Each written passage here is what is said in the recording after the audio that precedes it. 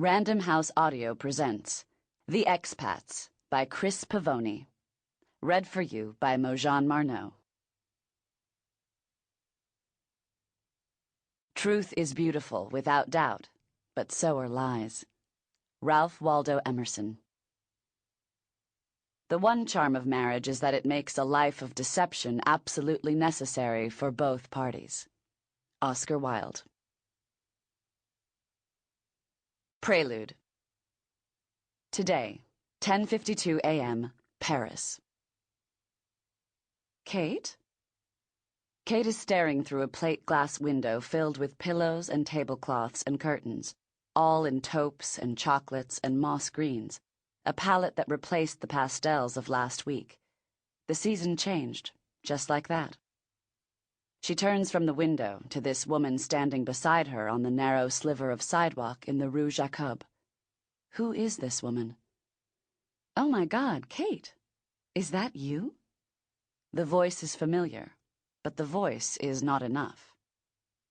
Kate has forgotten what exactly she is half-heartedly looking for. It's something fabric. Curtains for the guest bath? Something frivolous. She cinches the belt of her raincoat, a self-protective gesture. It rained earlier in the morning on the way to school drop-off, mist snaking in from the Seine, the hard heels of her leather boots clicking on the wet cobblestones. She's still wearing her lightweight slicker, the folded Herald Tribune poking out of her pocket, crossword puzzle completed at the cafe next to school where she eats breakfast most mornings with other expat moms. This woman is not one of them. This woman is wearing sunglasses that cover half her forehead and most of her cheeks and the entire area of the eyes. There's no way to positively ID whoever is under all that black plastic and gold logos. Her short chestnut hair is pulled back severely against her scalp, pinned in place by a silk band. She is tall and fit, but full through the chest and hips, voluptuous. Her skin is glowing with a healthy, natural-looking tan, as if she spends a lot of time outdoors, playing tennis or gardening. Not one of those extra dark deep fries that so many French women favor, tans generated by the ultraviolet radiation of fluorescent lamps in coffin-like booths. This woman's clothes, while not actually jodhpurs and a show coat, are reminiscent of riding. Kate recognizes the plaid jacket from the window of a hideously expensive boutique nearby, a new shop that replaced a cherished bookstore, a swap that vocal locals claim signals the end of the Faubourg Saint-Germain they knew and loved. But the bookstore's esteem was mostly in the abstract, and the shop usually empty, while the new boutique is habitually mobbed, not just with Texan housewives and Japanese businessmen and Russian thugs paying in cash, neat, crisp piles of freshly laundered money, for stacks of shirts and scarves and handbags, but also with the rich local residents. There are no poor ones. This woman? She is smiling, a mouth full of perfectly aligned, brilliantly white teeth. It's a familiar smile, paired with a familiar voice, but Kate still needs to see the eyes to confirm her worst suspicion. There are brand new cars from Southeast Asia that retail for less than this woman's plaid jacket.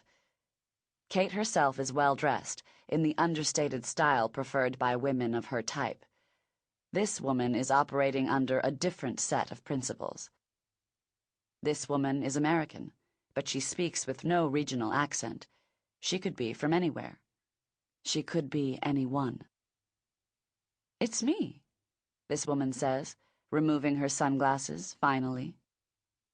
Kate instinctively takes a step back, stumbling against the sooty gray stone at the base of the building. The hardware on her handbag clanks alarmingly against the window's glass. Kate's mouth hangs open, soundless. Her first thought is of the children, a full-fledged panic coming on quickly, the essence of parenthood, immediate panic on the children's behalf, always. This was the one part of the plan that Dexter never seriously considered, the compounded terror, the unconquerable anxiety, when there are children involved. This woman was hiding behind sunglasses, and her hair is a new color and a new cut, and her skin tone is darker than it used to be, and she has put on 10 pounds. She looks different. Even so, Kate is astounded that she didn't recognize her at first glance, from the first syllable. Kate knows it's because she didn't want to. "Oh, my God," she manages to sputter out. Kate's mind races, hurtling herself down the street and around a corner, through the heavy red door and the always cool breezeway, under the portico that surrounds the courtyard and into the marble-floored lobby, up in the brass-caged elevator, into the cheery yellow foyer with the 18th century drawing in the gilt frame. This woman is holding her arms open, an invitation to a big American-style hug. Rushing down the hallway to the far end, to the wood-paneled office with the rooftop skimming views of the Eiffel Tower, using the ornate brass key to open the bottom drawer of the antique desk. And why not hug? They're old friends, after all. Sort of. If anyone is watching, it might look suspicious if these two people didn't hug. Or maybe it'd look suspicious if they did. It hasn't taken long to find herself thinking that people are watching, and that they always have been, all the time. It was only a few months ago that Kate had finally been able to imagine she was living a totally surveillance-free life. Then inside the desk drawer, the double-reinforced steel box. "What a surprise," Kate says, which is both true and not. Then inside the lockbox, the 4 passports with alternate identities for the family, and the thick bundle of cash doubled over with a rubber band, an assortment of large-denomination euros and British pounds and American dollars, new clean bills, her own version of laundered money. "It's so nice to see you." And wrapped in a light blue chamois cloth, the Beretta 92 FS she bought from that Scottish pimp in Amsterdam. Part 1. Chapter 1. 2 years earlier, Washington, D.C. Luxembourg? Yes. Luxembourg? That's right. Catherine didn't know how to react to this, so she decided on the default response, deflection via ignorance. Where is Luxembourg? Even as she was asking this disingenuous question, she regretted the decision. It's in Western Europe. I mean, is it in Germany? She turned her eyes away from Dexter, from the shame at the hole she was digging for herself. Switzerland? Dexter looked at her blankly, clearly trying hard to not say something wrong. It's its own country, he said. It's a grand duchy, he added, irrelevantly.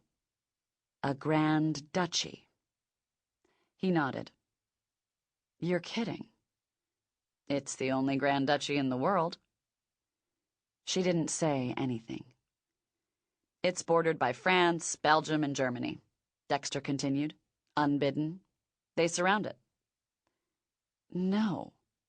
Shaking her head, there's no such country. You're talking about, I don't know, Alsace or Lorraine. You're talking about Alsace-Lorraine. Those places are in France. Luxembourg is a different, nation. And what makes it a grand duchy? It's ruled by a grand duke. She redirected her attention to the cutting board, the onion in mid-mince, sitting atop the counter that was threatening to separate entirely from the warped cabinetry beneath it, pulled apart by some primordial force, water or gravity or both, and thereby pushing the kitchen over the brink from acceptably shabby to unacceptably crappy, plus unhygienic and outright dangerous, finally forcing their hand on the full kitchen renovation that even after editing out every unnecessary upgrade and aesthetic indulgence would still cost $40,000 that they didn't have. As a stopgap, Dexter had secured C-clamps to the corners of the counter to prevent the slab of wood from sliding off the cabinetry. That was 2 months ago. In the meantime, these clumsily positioned clamps had caused Catherine to shatter a wineglass and, a week later, while slicing a mango, to bang her hand into a clamp, causing her knife to slip, the blade sliding silently into the meat of her left palm, bathing the mango and cutting board in blood. She'd stood at the sink, a dish rag pressed to her wound, blood dripping onto the ratty floor mat, spreading through the cotton fibers and... Sample complete. Ready to continue?